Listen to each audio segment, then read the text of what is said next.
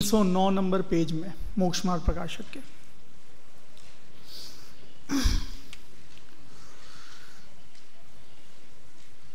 पुरुषार्थ, यह जो शब्द है यह हम सबके लिए बहुत रुचिकर शब्द है, क्योंकि जब जब क्रमबद्ध पर्याय की चर्चा आती है, सर्वज्ञता की चर्चा आती है, तब तब यह प्रश्न सहज ही उठता है कि आपकी सारी बात हमने मान ली, परंतु अगर सब कुछ निश्चित है तो फिर हमारे पुरुषार्थ का क्या? हम तो कुछ कर ही नहीं सकते। जो हो रहा है, जो होने वाला है, जो भूतकाल में हुआ है, वो सब पहले से ही निश्चित था, तो उसमें हमारा क्या है? जब भी इस बात की चर्चा होती है तो 5 समवायों की चर्चा होती है, और 5 समवायों में पुरुषार्थ भी एक समवाय है। पुरुषार्थ का यथार्थ रूप में अर्थ क्या है और हमने पुरुषार्थ का क्या अर्थ मान रखा है, उसके फर्क से हमें यह विकल्प उठता है कि क्रमबद्ध पर्याय से पुरुषार्थ का लोप हो गया, पुरुषार्थ हमारा खत्म हो गया। हम शारीरिक क्रिया, यहाँ से वहाँ दौड़ना, श्रम करना, कुछ करने को पुरुषार्थ मानते हैं, जबकि यथार्थ रूप में पुरुषार्थ क्या चीज़ है उसकी हमें कल्पना तक नहीं है। हिंदुस्तान पराधीन रहा अंग्रेजों के राज्य में कितने 100 साल, 150 साल।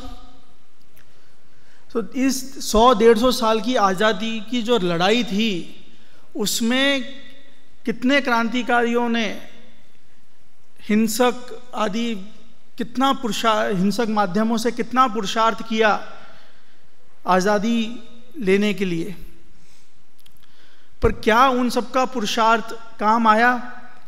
उन सब से हमें आज़ादी मिल गई? उनका सबका योगदान तो है आज़ादी में, परंतु बात है एंड रिजल्ट की। क्या उन सब से हमें आज़ादी मिल गई?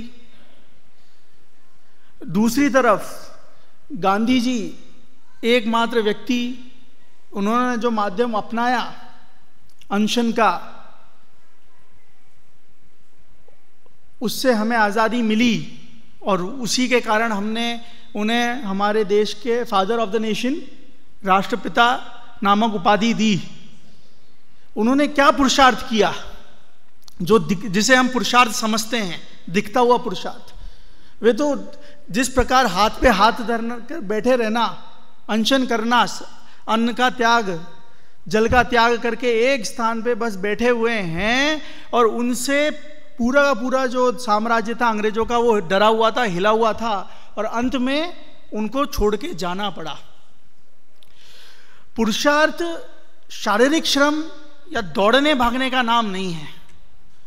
पुरुषार्थ तो यथार्थ रूप में जो चीज हमें पाना है उसके लिए निश्चित रूप से कटिबद्ध रहना, उसका नाम है। मजदूर होता है सड़क के किनारे, वो बहुत श्रम करता है, पत्थर तोड़ता है, सड़क बनाता है, अन्य आदि बहुत कार्य करता है, और दिन रात मजदूरी करने के बावजूद भी उसको अंत में कितना वेतन मिलता है। और एक बड़ा व्यापारी है, वो एक जगह पे बैठा रहता है, अपना स्थान छोड़ता भी नहीं है, और फोन यहाँ से वहाँ घुमाकर बात करता है और करोड़ों कमा लेता है। तो ज़्यादा पुरुषार्थी कौन है? वो मजदूर है कि जिसने दिन रात काम करके 1000 रुपये दिन कमाया, कि वो सेठ है जो 2-4 फोन इधर उधर घुमाया और करोड़ों कमा लिए? यथार्थ रूप में पुरुषार्थ तो जो आत्मा के प्रयोजन भूत कार्य किया जाए उसे ही कहते हैं। पुरुष अर्थात क्या होता है?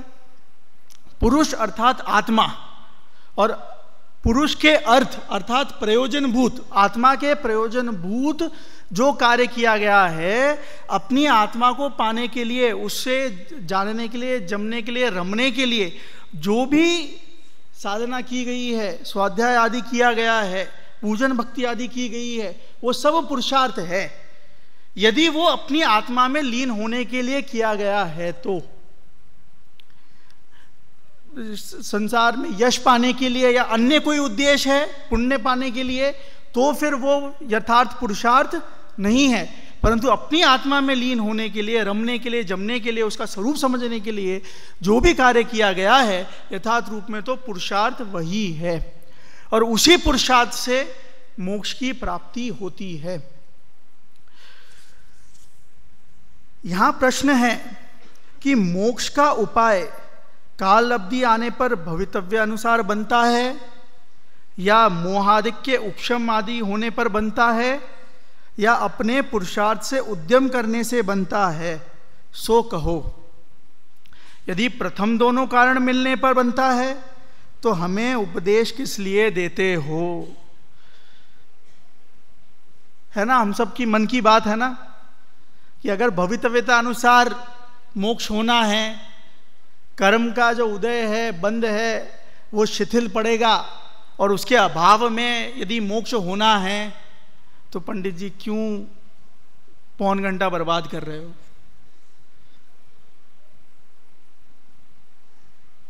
आप भी अपना काम करो, हमें भी अपना काम करने दो। जब भवितव्यता अनुसार होना है और कर्म के मंदता या उसके नष्ट होने से होना है, तो फिर उपदेश आदि का क्या जरूरत है उसकी?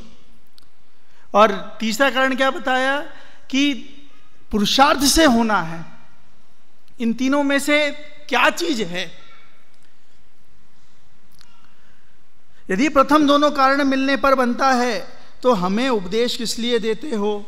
और पुरुषार्थ से बनता है तो उपदेश सब सुनते हैं, उनमें कोई उपाय कर सकता है, कोई नहीं कर सकता, सो कारण क्या है?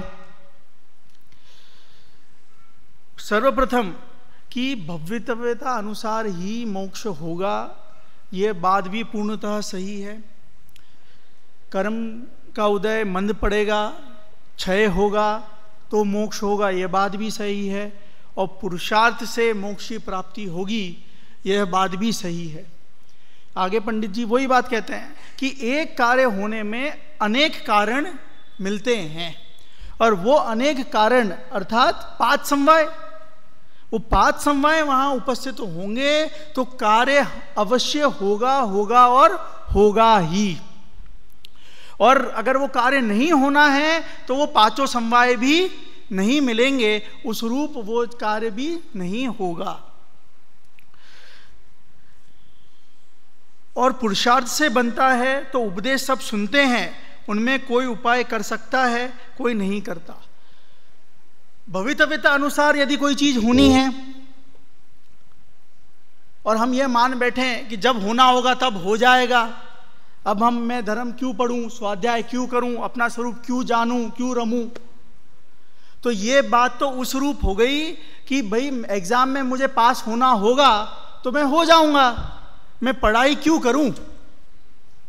यदि किसी के मन में ऐसा ख्याल है तो वो निश्चित रूप से एग्जाम में पास होगा कि फेल होगा। वो सोचेगा भवितव्यता अनुसार जो होना है होगा, तो सही बात है, भवितव्यता वैसी है कि फेल होना है, इसलिए विनाश काले विपरीत बुद्धि चल रही है।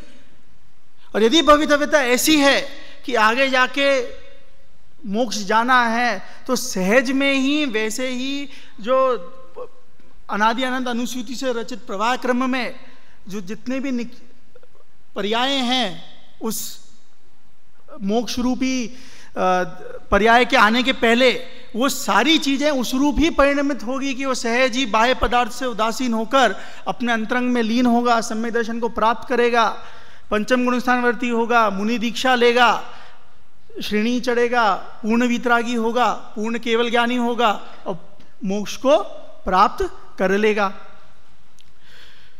तो पहली बात कि भवितव्यता को हर चीज में दोष देना कि भवितव्यता जैसी होगी वैसा हो जाएगा, मैं उसके लिए प्रयत्न करूं कि नहीं करूं, यह बात हमें उस ओर ले जाती है कि मेरी भवितव्यता जरूर अभी और संसार में रहने की है, मोक्ष मेरा निकट नहीं है।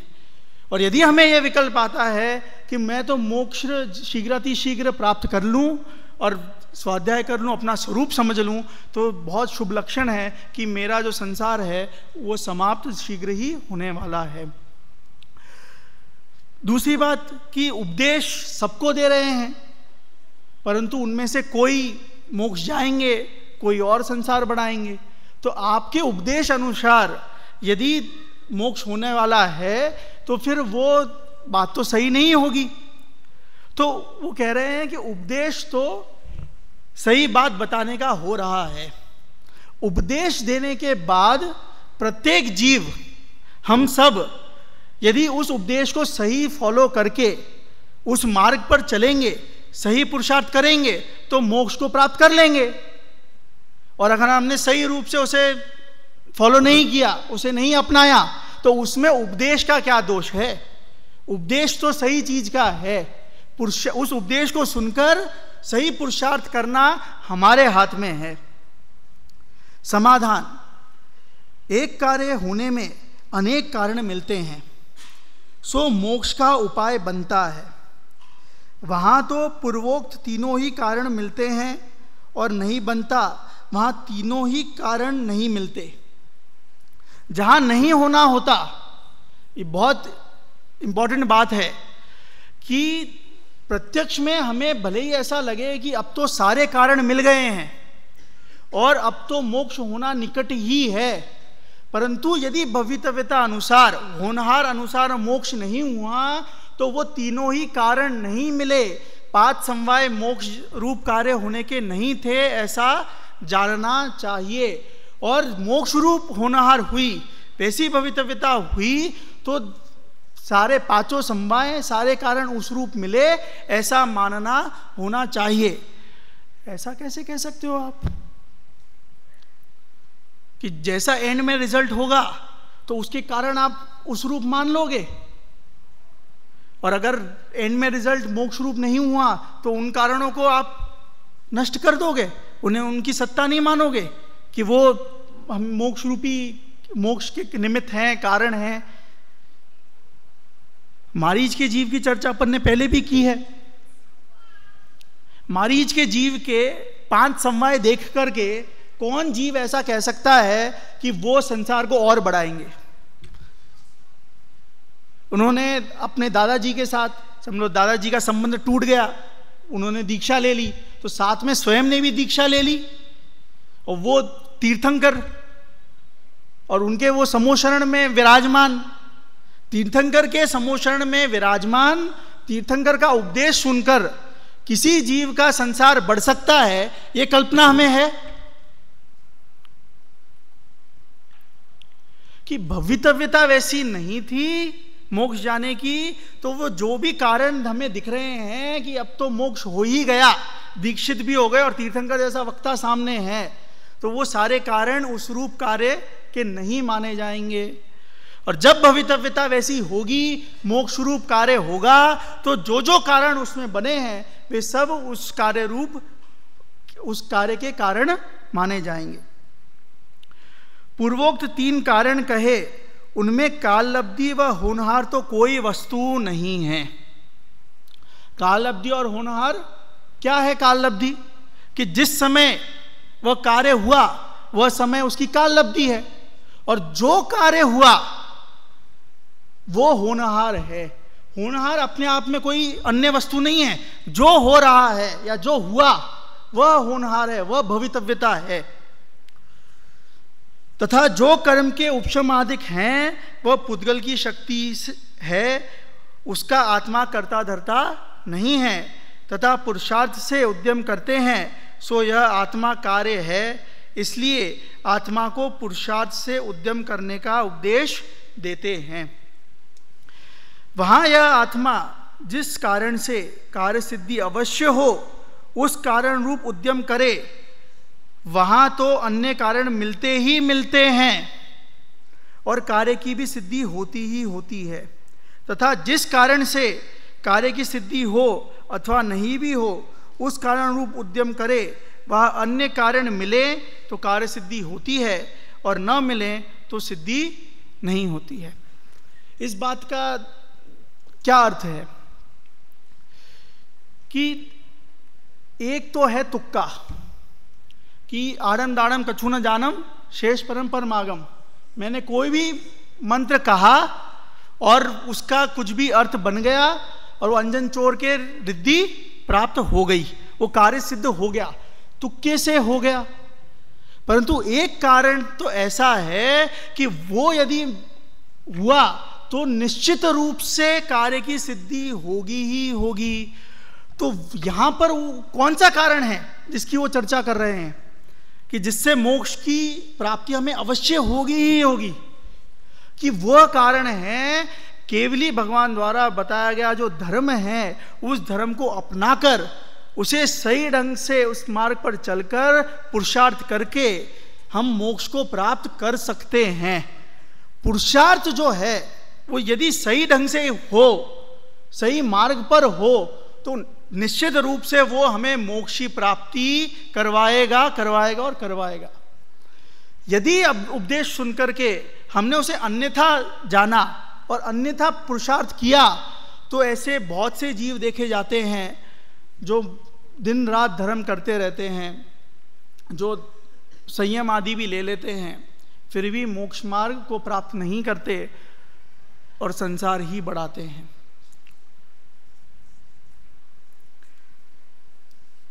सो जिन मत में जो मोक्ष का उपाय कहा है, इससे मोक्ष होता ही होता है।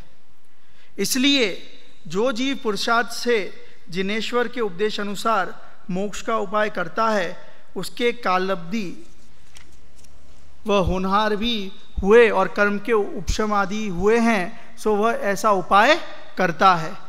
इसलिए जो पुरुषार्थ से मोक्ष का उपाय करता है उसको सर्व कारण मिलते हैं और उसको अवश्य मोक्ष की प्राप्ति होती है, ऐसा निश्चय करना चाहिए। जो यथार्थ रूप में पुरुषार्थ करता है तो उसके अन्य जितने भी चार समवाय हैं वो निश्चित रूप से उस रूप परिणमित होते हैं और वो उसका कार्य की सिद्धि, संसार का अभाव, सम्यक दर्शन की प्राप्ति, मोक्ष की प्राप्ति होती ही होती है। शेर की पर्याय में जो महावीर का जीव था, कोई भी ऐसे कारण नहीं थे कि उनको मोक्ष, उन्हें सम्यक दर्शन हो जाए। वे जंगल में घूम रहे थे, हिरण का शिकार कर रहे थे, शिकार कर चुके थे, हिरण को मार चुके थे, उसका भक्षण शुरू कर दिया था, कुछ पेट में जा चुका था, कुछ हाथ में था, कुछ मुंह में था। ऐसे अवसर पर कौन ये मान सकता है कि वह उनका सम्यक दर्शन का कारण बनेगा? एक तरफ वो परिस्थिति, वो समोषण में विराजमान है, सामने तीर्थंकर वक्ता हैं, स्वयं दीक्षित दिगंबर मुनिराज हैं, और एक तरफ यह परिस्थिति कि वही जीव जंगल में घूम रहा है, शिकार कर रहा है, अन्य जीव को मार दिया उसने, भक्षण कर रहा है उसका। ऐसे समय में उसे सम्यक दर्शन की प्राप्ति के कारण क्या मिल जाएंगे? कि मिले ना, जब योग्यता बनी, कालब्धि आई, उसी समय उस रूप पुरुषार्थ होना था, भवितव्यता वैसी थी, तो निमित्त आकाश से उठकर नीचे आ गए। और दो वक्ता और एक श्रोता, यहां पर इतने श्रोता और एक वक्ता, और कदाचित ये संख्या कम हो जाए तो वक्ता को उत्साह नहीं आएगा कि भीड़ नहीं है, तो वहां तो दो वक्ता और एक श्रोता, और वो भी पशु, और वो भी ऐसी अवस्था में। उनका उपदेश सुनकर के शेर जैसे प्राणी ने वैसा पुरुषार्थ कर लिया और मोक्ष पा लिया, तो हमको भी तो वैसे ही संयोग मिले हैं, हमें भी तो जिनवाणी मिली है, हमें भी तो सच्ची बात मिली है, और वही तीर्थंकर देव की वाणी है। यह सुनकर भी हमें उस रूप पुरुषार्थ हो रहा है, नहीं हो रहा तो हमें करना है, उस रूप विकल्प अंतरंग में आते हैं, तो निश्चित रूप से हमें हमारे साध्य की प्राप्ति होगी। परंतु अगर ऐसा लगता है कि कहाँ फंस गया, मैं लौकिक पढ़ाई करता, कहाँ दिन रात मैं ये हिंदी संस्कृत आदि पढ़ रहा हूँ, मोक्ष मार्ग की बात पढ़ रहा हूँ। मोक्ष क्या चीज़ है, दिखती तो है नहीं, सुख तो संसार में ही दिखता है। इसको पढ़ करके मैं क्या करूँगा, मेरी आजीविका कैसे चलेगी? यदि ऐसे विकल्प आते हैं तो विकल्प आना अस्वाभाविक नहीं है, विकल्प तो आएंगे, परंतु यह बात मानना कि मैं महासौभाग्यशाली हूँ, मुझे ऐसे संयोग मिले हैं कि जिसको वो जंगल में इतने दुर्लभ संयोग मिले, मुझे तो मनुष्य गति में बीच शहर में सारे साधनों के साथ ऐसे संयोग मिले हैं कि मैं मोक्ष मार्ग को पूर्ण रूप से पढ़ सकता हूँ, जान सकता हूँ, सम्यक दर्शन आदि प्राप्त करने की प्रयत्न कर सकता हूँ। तो ये जो संयोग हैं, इन संयोगों का उपयोग करके यथार्थ रूप में सही ढंग से यदि पुरुषार्थ किया जाए, अपनी आत्मा के अर्थ प्रयोजन किया जाए, उसका स्वरूप क्या है वह जाना जाए, पर पदार्थ से मैं पूर्ण भिन्न हूँ और मेरा स्वरूप कैसा है कि मेरा स्वरूप पूर्ण ज्ञानमय है, ज्ञान दर्शन से शुद्ध हूँ, अनंतानंद अखंड द्रव्य हूँ, पूर्ण सुखी होना मेरा स्वरूप है और बाह्य पर द्रव्य को उनका कर्ता धर्ता नहीं हूँ, मात्र ज्ञाता दृष्टा हूँ, ऐसा मेरा स्वरूप है। यह जानकर मानकर के उसी में जमना रमना लीन रहना, वही सही मायने में देखा जाए तो पुरुषार्थ है। और जो व्यक्ति उस पुरुषार्थ को सही रूप से कर लेता है तो वो अपना साध्य पा लेता है। तथा जो जीव पुरुषार्थ से मोक्ष का उपाय नहीं करता, उसके काललब्धि व होनहार भी नहीं है और कर्म के उपशम आदि नहीं हुए हैं, तो यह उपाय नहीं करता। इसलिए जो पुरुषार्थ से मोक्ष का उपाय नहीं करता, उसको कोई कारण नहीं मिलते और उसको मोक्ष की प्राप्ति नहीं होती, ऐसा निश्चय करना चाहिए। मूल बात यह है कि हम परद्रव्य को दोष देते हैं कि ये परद्रव्य जो हैं, कर्म जो हैं, इन्होंने मुझे संसार में अटका रखा है और इन कर्मों के कारण, परद्रव्य के कारण मैं मोक्ष को प्राप्त नहीं कर पा रहा। यथार्थ रूप में देखा जाए तो कर्मों का दोष है या मेरा दोष है? पंडित जी क्लियर कट ये बात कह रहे हैं कि जो सही मायने में पुरुषार्थ करेगा उसके लिए निमित्त आकाश से आ जाएंगे जमीन पर उपदेश देने के लिए। और यदि हमारा पुरुषार्थ सही नहीं है तो कितने भी अच्छे संयोग हों सामने, फिर भी हम कहीं ना कहीं गलती कर लेंगे और हमारा संसार बढ़ेगा बढ़ेगा और बढ़ेगा। तो क्या करना है हमें कि जो सही मायने में जो बात बताई गई है उस पर पूर्ण श्रद्धा करके यह बात मानना कि मेरे पास यही जो जीवन है, इसी जीवन के इसी अल्पकाल में मुझे वो चीज़ प्राप्त करनी ही है, सम्यक दर्शन प्राप्त करना ही है। बहुत बार ऐसा होता है कि हम आत्मा की बात करते हैं, मोक्ष की बात करते हैं, सम्यक दर्शन की बात करते हैं, तो हमें ऐसा लगता है कि हम किसी और की बात कर रहे हैं कि ये आत्मा परद्रव्यों से पूर्ण रूप से भिन्न है, तो ये आत्मा और वो परद्रव्यों से सबसे भिन्न है। हमें यह रियलाइज नहीं होता कि वह आत्मा अर्थात कौन, कि वो आत्मा अर्थात मैं, मेरी बात चल रही है और मैं इन सारे परद्रव्य जितने भी हैं, ये शरीर, कपड़े, धन धान्य, स्त्री पुत्र, मकान आदि सारी चीजें, ये सबसे भिन्न हूं, ये कुछ भी मेरे नहीं है। स्पष्ट रूप से हाथ पे रखे आंवले के समान यह मुझसे भिन्न दिखते हैं। हमने जो जो वस्त्र पहन रखे हैं वो वस्त्र हम अपने शरीर से जुदा कर लेते हैं कि नहीं करते? किसी की मृत्यु होती है तो स्पष्ट सामने दिखता है कि कल तक जो व्यक्ति हंसता खेलता चलता फिरता दिखता था, आज जो उसमें प्राण थे, जो जीव था, वो तो चले गया और शरीर यहीं का यहीं पड़ा हुआ है। तो जो चीज जुदा हुई वो वाकई में भिन्न थी कि नहीं थी?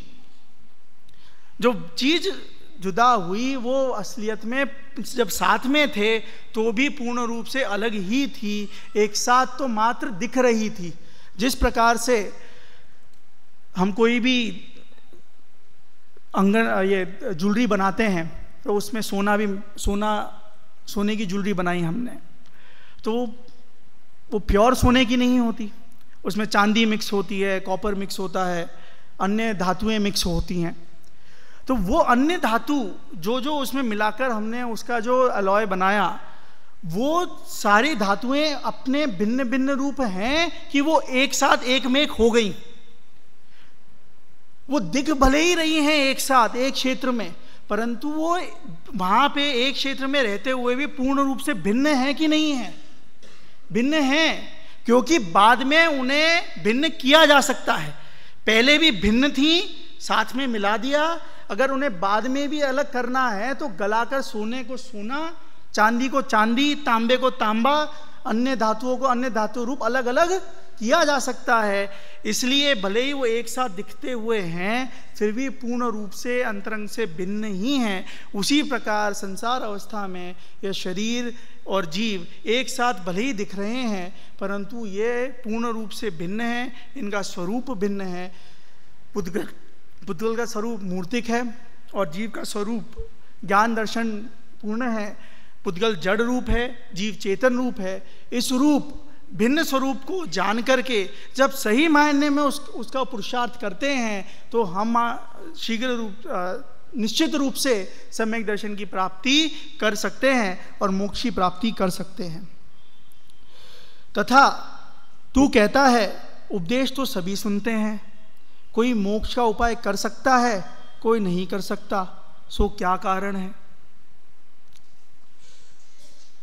प्रत्यक्ष में एक कक्षा में यदि 40 विद्यार्थी हैं, उन 40 विद्यार्थियों को गुरुजी उपदेश तो एक जैसा देते हैं, पढ़ाई तो एक जैसी करवाते हैं, फिर भी नंबर 40 के 40 विद्यार्थियों के अलग अलग क्यों आते हैं? एक प्रथम आता है, कोई सेकंड आता है, कोई थर्ड आता है, किन्हीं का नंबर बहुत पीछे होता है, कदाचित कोई हो सकता है कि फेल ही हो जाए। कि उपदेश तो जैसा दिया, उस उपदेश को जिसने जैसा जैसा अपनाया, उस रूप उनके कार्य की सिद्धि वैसी वैसी हुई। किसी ने उसको पूर्ण रूप से ग्रहण कर लिया और वैसा ही पेपर में लिखा, तो उस रूप उसका रिजल्ट आया। किसी का ध्यान कहीं और था, वो कक्षा में बैठे हुए भी किसी और अन्य स्थान पर था, मैच के बारे में सोच रहा था, पिक्चर के बारे में सोच रहा था, कोई अन्य चीजों के बारे में सोच रहा था। तो उपदेश को जैसा जो जीव ग्रहण करेगा, वो वैसा पुरुषार्थ करेगा, वैसा जाकर उसका रिजल्ट आएगा। उसका कारण यही है कि जो उपदेश सुनकर पुरुषार्थ करते हैं, वे मोक्ष का उपाय कर सकते हैं, और जो पुरुषार्थ नहीं करते, वे मोक्ष का उपाय नहीं कर सकते।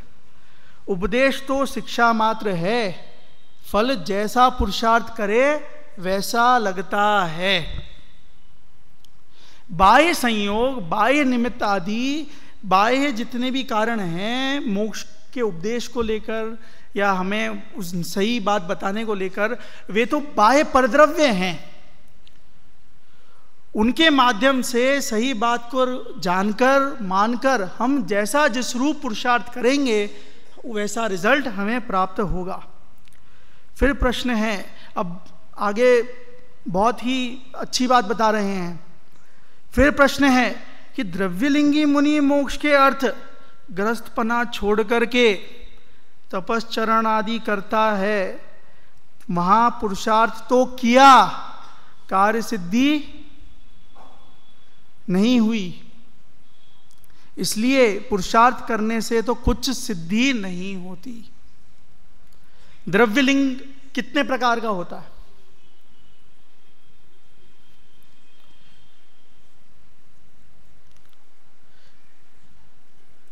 कितने प्रकार का होता है द्रव्यलिंग?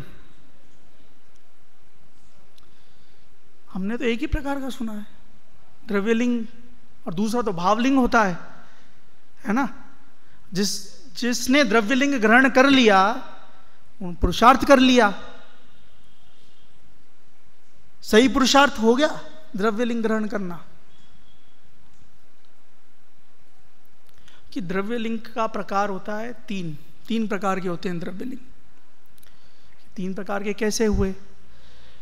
कि बाह्य जो मैंने आचरण ग्रहण किया है, मेरी अंतरंग परिणति भी उस रूप है तो वो भावलिंग हो जाएगा।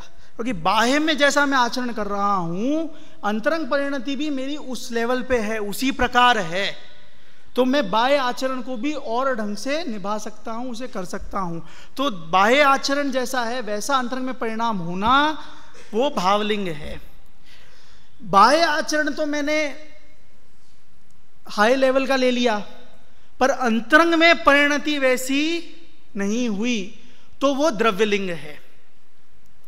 तो पहले प्रकार का द्रव्यलिंग क्या होगा कि मैं मिथ्यात्व गुण स्थान में हूं, परंतु मैंने मुनि दीक्षा ले ली। अब मुनि दीक्षा ले ली तो मुनि दीक्षा अनुरूप जो अंतरंग में शुद्धता होनी चाहिए वो छठवें गुण स्थान में होगी, तो भावलिंग हो जाएगा। छठवें गुण स्थानवर्ती जो मुनि है वो भावलिंगी है। परंतु बाह्य में द्रव्यलिंग ले लिया, मुनि दीक्षा ले ली, परंतु अंतरंग में मेरी परिणति अभी भी मिथ्यात्व गुणस्थान अनुसार है, चारों कषाय पूर्ण विद्यमान हैं, तो वह पहला द्रव्यलिंग है कि अंतरंग में वैसी परिणति नहीं है, वैसी शुद्धता नहीं है, बाह्य में आचरण हाई लेवल का है। अंतरंग में मैंने सम्यक दर्शन प्राप्त कर लिया, अनंतानुबंधी चौकड़ी का अभाव कर लिया, और बाह्य में मैं मुनि दीक्षित हूं, तब तो बात सही है, तब तो भावलिंग मानोगे कि तब भी भावलिंग नहीं होगा। क्यों? क्योंकि आपका जो आचरण है वो तीन कषाय चौकड़ी के अभाव रूप है। और अंतरंग परिणति कैसी है? अंतरंग परिणति तो मात्र आपने अनंतानुबंधी जो चौकड़ी है, क्रोधमान माया लोभ हैं, उनका अभाव किया है, तो अंतरंग से तो आप चतुर्थ गुण स्थानवर्ती हुए, और बाह्य में आपने आचरण छठवें सातवें गुण स्थान रूप धारण किया है, वो दूसरे प्रकार का द्रव्यलिंग हुआ।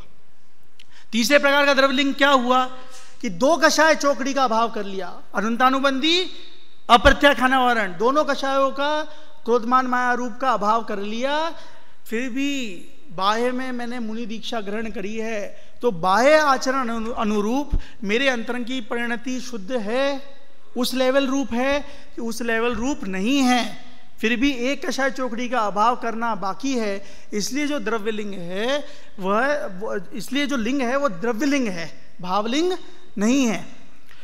तो कहते हैं कि जिन्होंने द्रव्यलिंग मुनि दशा प्राप्त कर लिया अर्थात धारण कर ली, उसे अपना लिया, मोक्ष के अर्थ ग्रस्तपना छोड़ करके तपश्चरण आदि करते हैं, वहां पुरुषार्थ तो किया फिर भी कार्य सिद्धि क्यों नहीं हुई? इसलिए पुरुषार्थ से कुछ नहीं होता।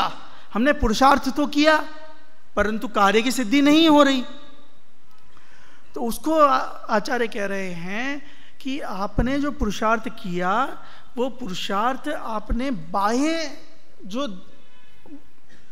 आचरण है उस रूप अपना बदलाव कर लिया, परंतु अंतरंग से जो पुरुषार्थ करना चाहिए था, जो मोक्ष के लिए जो मोक्ष का जो स्वरूप है, अपनी आत्मा का जो स्वरूप है, उसको जानकर समझकर रमकर उसी में जो लीन रहना चाहिए था, उस रूप जितनी शुद्धता अंतरंग में चाहिए थी, भले ही आपने आत्मा को जान लिया, पहचान लिया, सम्यक दर्शन प्राप्त कर लिया, फिर भी उस रूप प्रकट तो इसमें यहाँ नहीं, सम्यक दर्शन प्रकट किया वाली बात नहीं मानी जाएगी, सिर्फ प्रथम गुणस्थानवर्ती की ही बात मानी जाएगी।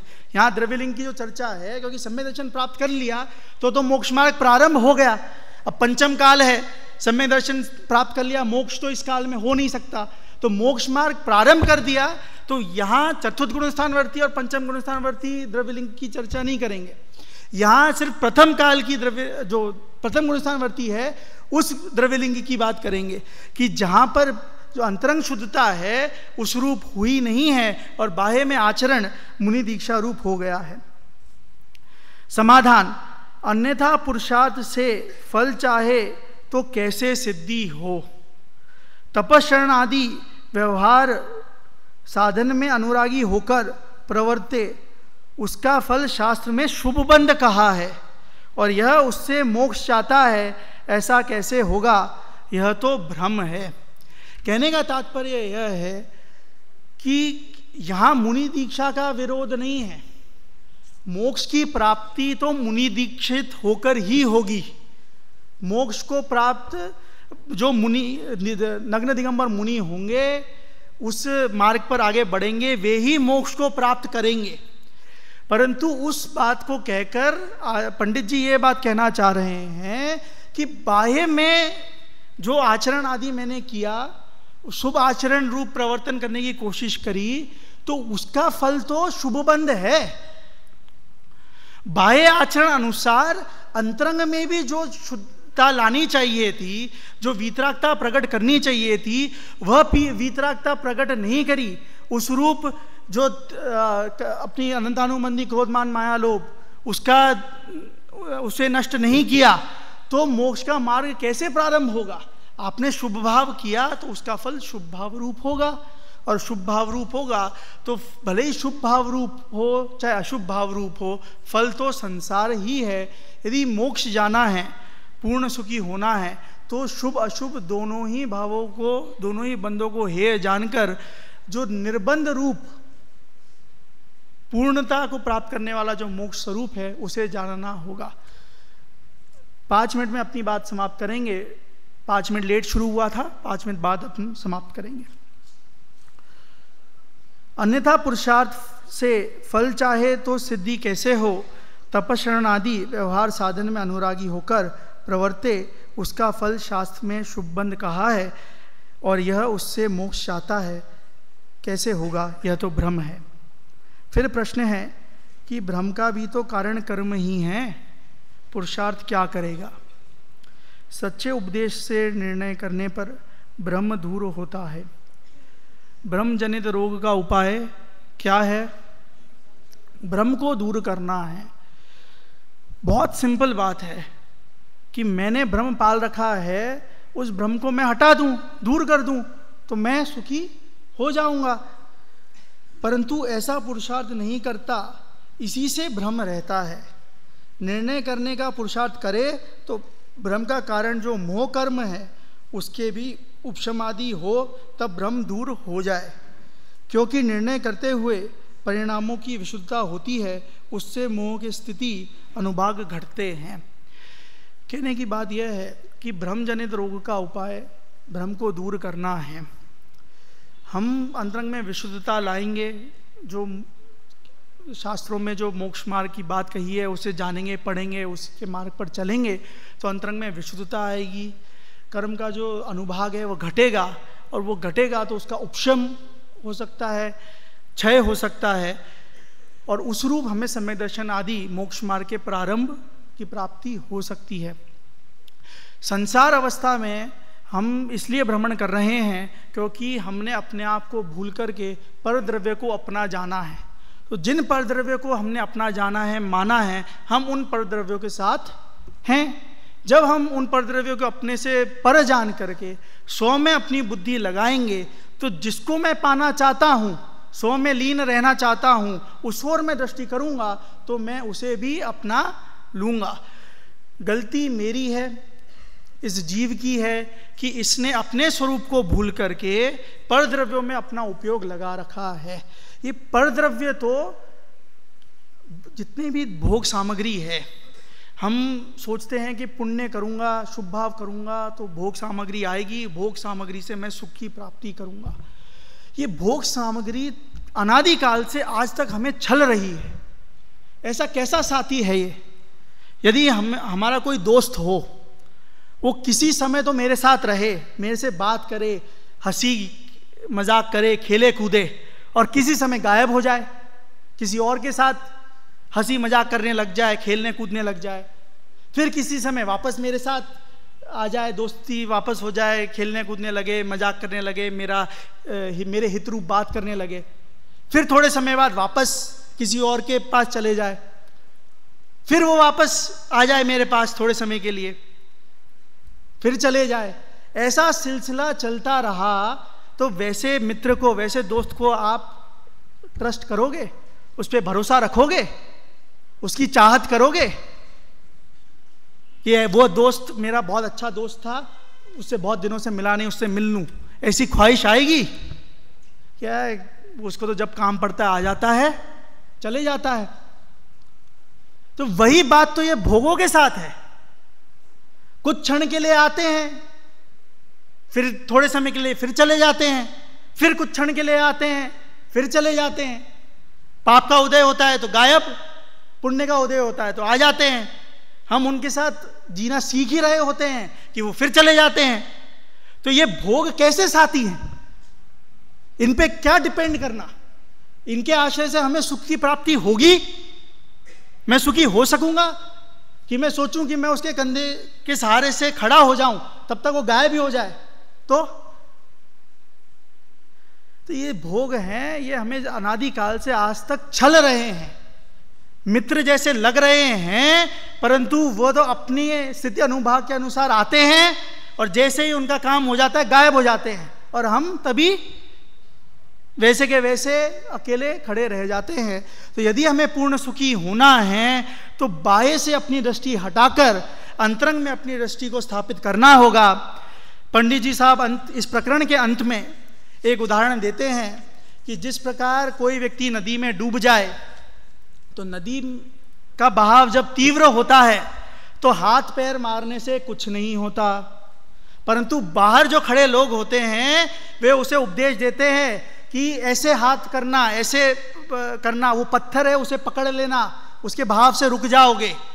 तो यदि वो उनके उपदेश को सुनता रहेगा तो जब नदी का बहाव थोड़ा शिथिल पड़ेगा, थोड़ा कम होगा, तो वो प्रयत्न करके जैसा बताया गया है वैसा करके नदी पार कर जाएगा और सुरक्षित बाहर आ जाएगा। परंतु उसने तभी ध्यान ही नहीं दिया कि उन्होंने क्या बोला। तो जब मंद पड़ा तो अब क्या करना उस समय समझ में नहीं आएगा, तो वो फिर से जब नदी का बहाव तीव्र हो जाएगा तो वो बहाव में बहकर डूबने ही वाला है। उसी प्रकार ये जो संयोग हमें प्राप्त हुए हैं, कदाचित हमारे इस जो कर्म संसार अवस्था अन्य अनिष्ट संयोगों का जो उदय है वो थोड़ा शिथिल पड़ा है, जिनवाणी का समागम हमें मिला है, ऐसे अच्छे संयोग हमें मिले हैं। इन संयोगों को महिमा, उनकी महिमा करके, उन्हें समझ करके, उनकी दुर्लभता जान करके इस समय हम अपने स्वरूप को समझ लें, मोक्ष मार्ग को समझ लें, सम्यक दर्शन आदि का पुरुषार्थ कर लें, तो निश्चित रूप से इस पुरुषार्थ से हम मोक्ष की प्राप्ति कर लेंगे।